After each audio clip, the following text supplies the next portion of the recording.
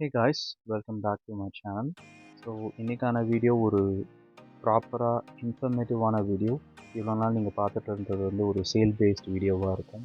But இன்றைக்கி பார்க்க போகிற வீடியோ வந்துட்டு ஒரு how to do a brooding setup, அதாவது காடைங்களுக்கு எப்படி ப்ரூடிங் அமைப்பதுன்றது வந்துட்டு நம்ம இன்றைக்கி பார்க்கலாம். ரீசெண்ட் டைம்ஸில் எனக்கு நிறைய என்கொயரி வந்த ரீசனே வந்து இதுதான், எப்படி ப்ரூடிங் பண்ணணும்னு தெரியல, நீங்கள் கொஞ்சம் ஹெல்ப் பண்ணுங்கள் அப்படின்னு சொல்லி கேட்டிருந்தாங்க. ஸோ நம்ம கஸ்டமர்ஸுக்கு வந்து நம்ம எக் சப்ளை பண்ணுறோம். அவங்க ஹேட்ச் பண்ணி வரதெல்லாம் வந்துட்டு நல்ல எஃபெக்டிவாக வந்துட்டு வருதுன்னு சொல்லியிருந்தாங்க. பட் ப்ரூடிங்கில் நிறைய இஷ்யூஸ் இல்லைன்னு சொல்லிட்டு இருந்தாங்க.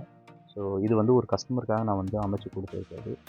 அவரோட சின்ன ஸ்பேஸில் நம்மளால் எப்படி வந்துட்டு குறைஞ்சபட்ச காடைங்களுக்கு எப்படி வந்துட்டு ப்ரூடிங் பண்ணான்றதை வந்துட்டு இதில் பார்க்கலாம்.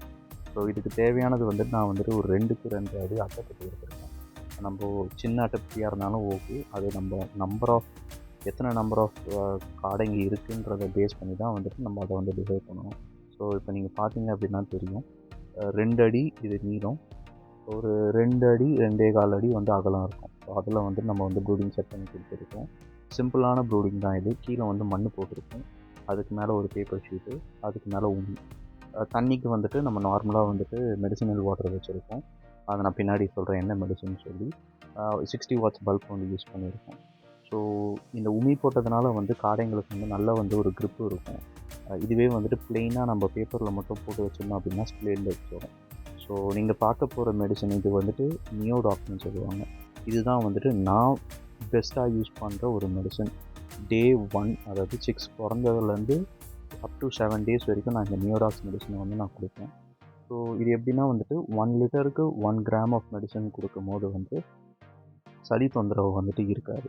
ஸோ இது கூடயே வந்துட்டு இந்த மெடிசின்ஸ் கூடயே வந்துட்டு நான் வைமரால்னு சொல்லி ஒரு மெடிசன் கொடுப்பேன். அது வந்துட்டு விட்டமின்ஸ் அண்ட் மினரல்ஸ் சேர்த்த மாதிரி ஒரு மெடிசன்.